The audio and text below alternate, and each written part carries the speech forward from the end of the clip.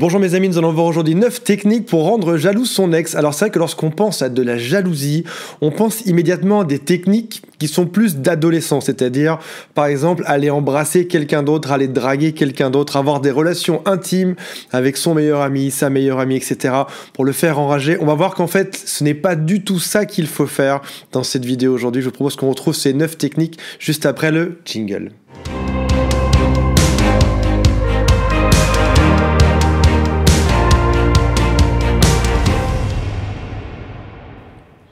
Juste avant de vous donner ces 9 techniques, j'aimerais vous rappeler deux choses. La première, c'est qu'il y a un quiz juste sous cette vidéo, dans la description de la vidéo, pour savoir quelles sont vos chances de récupérer votre ex. Vous faites 7 clics et vous avez un diagnostic complet et gratos sur votre situation. La deuxième chose, c'est que je me suis dit que j'allais publier des témoignages de gens qui ont réussi à récupérer leur ex pour vous redonner espoir et confiance dans ce moment qui n'est pas toujours évident. Aujourd'hui, on a une personne qui me dit « Reconquête amoureuse réussie. Merci Antoine pour tes bons conseils bienveillants et adaptés à ma situation particulière. Tu es un très bon love coach, tu es très rassurant, ça c'est adorable. Tu es comme un capitaine de bateau, ok. Tu m'as aidé à remonter la barque et à sortir la tête de l'eau. Tu es merveilleux, merci infiniment. » Donc on voit que ça fonctionne lorsqu'on met la bonne énergie dedans. Alors si ces techniques pour rendre jaloux son ex ne sont pas de draguer quelqu'un qu'il connaît ou qu'elle connaît, dans ce cas-là, qu'est-ce que c'est ? Je vais vous donner ces 9 techniques qui sont extrêmement simples à respecter et que vous devriez mettre en place chaque jour. La toute première, qui est la plus simple de toutes, c'est de laisser du temps entre les messages de votre ex et vos réponses. Entre les moments où il vous appelle et les moments où vous répondez. On a vite tendance à sauter sur l'occasion, à se dire vite, mon ex m'a écrit, il faut vite que je réponde parce que j'ai l'opportunité, j'ai la chance que mon ex me réponde. Non, on va laisser passer un petit peu de temps, ça peut être parfois une demi-heure, une heure, ça peut aussi être parfois un jour avant de répondre ou une demi-journée. En tout cas, on prend son temps avant de faire une réponse. La deuxième chose, c'est de prendre soin de son apparence. On dit que beaucoup de gens, suite à une rupture amoureuse, vont faire un relooking, vont par exemple changer de coupe de cheveux. Bon, moi c'est pas mon cas en l'occurrence, mais voilà, ça peut être changer de coupe de cheveux, ça peut être changer de vêtements. De quand date la dernière fois où vous avez été faire du shopping, acheter des fringues, changer de look, changer vos t-shirts, changer vos robes, changer vos pantalons, vos chemises, etc. Allez même voir des magazines, là je parle spécialement aux hommes, oui toi qui me regardes là, toi qui n'as pas regardé un magazine de mode depuis 10 ans, de quand ça date? La dernière fois que tu as regardé ça où tu t'es dit tiens, c'est vrai, je pourrais peut-être changer de look un peu pour une fois, plutôt que d'avoir toujours des t-shirts, peut-être que je pourrais avoir une chemise, peut-être que je pourrais m'habiller comme ci, comme ça, peut-être avoir un petit bracelet, une montre, en tout cas me changer de look et avoir l'air différent derrière. Et si c'est pas pour vous que vous le faites, de changer de look, faites-le pour récupérer votre ex. La troisième chose, c'est de pratiquer des activités qui vous mettent dans des énergies hautes. Alors, suite à une rupture amoureuse, il est juste normal de se sentir écrasé, étouffé. Parfois, on a même l'impression qu'on a comme un poids sur la poitrine, on n'est pas bien, on a juste envie de pleurer, ou alors on se sent complètement la ramasse par rapport à notre vie, à ce qui se passe. On est en soirée, on comprend même pas de quoi les gens parlent, on est devant la télé, on n'arrive même pas à suivre la série qu'on est en train de faire. Mais je sais aussi une chose, c'est que parfois, on a ces moments bas. Je sais aussi qu'il y a certaines choses qui vous mettent en haut, en énergie haute. Ça peut être pour certains, par exemple, de voyager. Ça peut être pour d'autres, par exemple, de vous rendre dans votre endroit préféré. Ça peut être pour d'autres de rencontrer certaines personnes. Ça peut être de faire un certain type d'activité. On a tous une chose, une activité, quelque chose qu'on fait sur Terre qui nous met en énergie haute. L'idée, c'est d'aller se rappeler quelle est cette chose. Si jamais vous n'avez pas souvenir aujourd'hui, demandez même à vos amis, à vos meilleurs amis, qu'est-ce qui fait que j'ai l'air super heureux en général ? Et vos amis vous le diront. Ben voilà, toi t'es super heureux quand tu fais ça en général. Et allez faire cette chose un maximum de fois pour arriver à remonter cette énergie et à vous faire progresser dans cette rupture.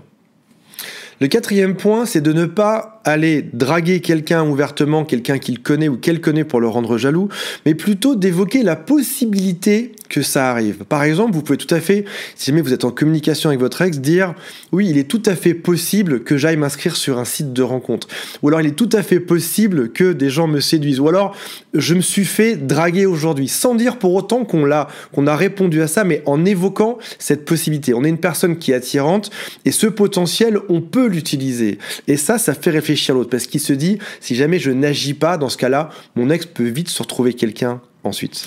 Le cinquième point, c'est d'être disponible plus tôt en journée et beaucoup moins le soir, parce qu'on sait que c'est souvent le soir qu'on rencontre d'autres hommes et femmes ou qu'on a des rendez-vous amoureux, alors qu'en journée, on est souvent à son travail. Donc quand vous avez des réponses SMS à faire, faites-le plus tôt en journée. Quand vous avez des appels à faire, faites-le plus tôt en journée et beaucoup moins le soir, ou laissez durer 1 heure, 2 heures avant de répondre à ces messages. Sixième point, passez un maximum de temps avec des gens du sexe opposé. Si votre ex est un homme, trouvez-vous un maximum d'amis hommes et passez du temps avec eux. Allez dans un bar, dans un restaurant, alors en ce moment avec le Covid c'est un peu compliqué, mais sortez un maximum, faites des soirées chez vous, fréquentez un maximum de personnes du sexe opposé.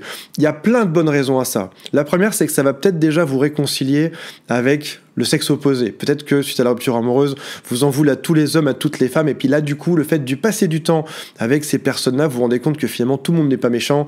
Il y a peut-être des bonnes raisons aussi à la rupture amoureuse, et peut-être que vous allez même comprendre la psychologie masculine ou féminine en faisant ça. Et puis aussi parce que ça va rendre jaloux votre ex de voir que vous traînez avec beaucoup d'hommes ou avec beaucoup de femmes et que potentiellement il peut se passer des choses. Septième point, faites des nouvelles choses, mais plutôt que de les faire avec lui ou avec elle, faites-les avec quelqu'un d'autre. Je sais qu'on a tous, dans notre couple, à un moment donné, eu envie de faire des choses, mais on s'est dit, voilà, l'autre n'aime pas forcément faire ça. L'autre n'aime pas le bateau, dans ce cas-là, on n'ira jamais faire un tour en bateau. L'autre n'aime pas le voyage, on n'ira jamais voyager. L'autre n'aime pas la salsa, on n'ira jamais faire de la salsa. L'autre n'aime pas les cours de cuisine, on n'ira jamais.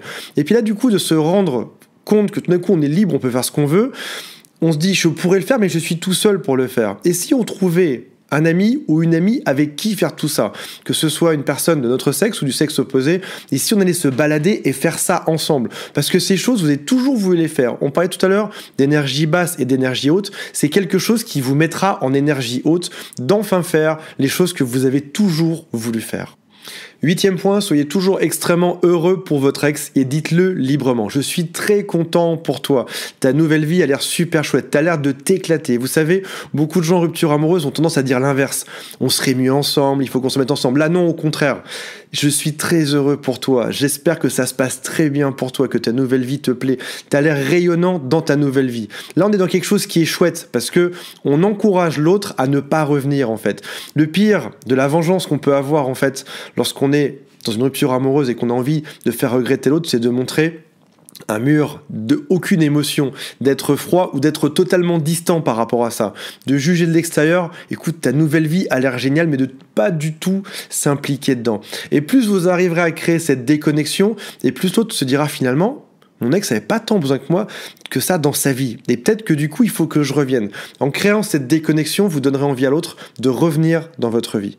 Neuvième point, si vous draguez l'autre, si vous séduisez votre ex à nouveau, allez-y, mais ne faites pas l'amour ensemble. Je vois beaucoup de gens qui draguent un peu, se revoient, me disent « Désolé Antoine, j'ai craqué, on a couché ensemble hier soir et puis finalement le lendemain, rien n'est résolu. » Vous devriez vous dire que vous n'aurez des relations intimes avec votre ex que lorsque ce sera vraiment résolu, que lorsque vous aurez parlé de tous les points qui sont vraiment importants pour vous, que lorsque vous vous serez dit « Ok, on se remet ensemble. » On a toujours tendance à le faire trop tôt. Et si on attendait juste 1 jour de plus, ou 2 jours de plus, ou 1 semaine de plus, ou si on attendait juste 1 mois de plus avant de faire l'amour pour que ce soit une vraie consécration de notre couple qui est formé à nouveau, plutôt que de se dire « Allez, on se manque, on va juste coucher ensemble vite fait, et puis le lendemain, les problèmes sont encore là, présents. » Voilà, je vous rappelle qu'il y a 2 liens dans la description dessous, le quiz pour savoir quelles sont vos chances de récupérer votre ex, et l'appel à mes collaborateurs qui peuvent vous prendre au téléphone dès aujourd'hui, c'est gratos, pour faire un point sur votre situation. J'espère que vous avez aimé cette vidéo. Mettez-moi des commentaires. Vous pouvez aussi me charrier sur ma coupe de cheveux comme c'est le cas depuis 2-3 vidéos. Je vous aimerai quand même. Salut les loulous. Bye.